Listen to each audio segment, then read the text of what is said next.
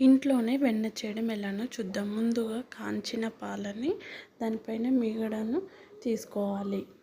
ఆ మీగడను ఇలా డైలీ నేనైతే 1 వీక్ వరకు తీసి ఫ్రిడ్జ్లో ఉంచుకున్నాను. నాకు 1 వీక్కి ఇంత మీగడ అయితే రెడీ అయింది.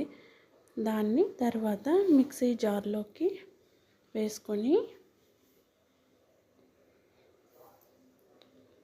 ఒక 1.5 గ్లాస్ ఆఫ్ వాటర్ యాడ్ చేసుకొని ఇలా మిక్సీ పట్టుకోవాలి.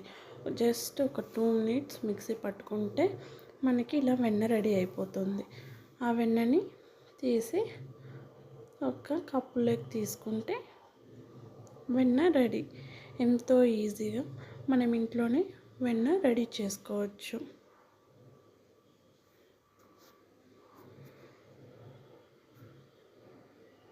నాకైతే 1 వీక్ మీగడకి ఇంత వెన్న వచ్చింది.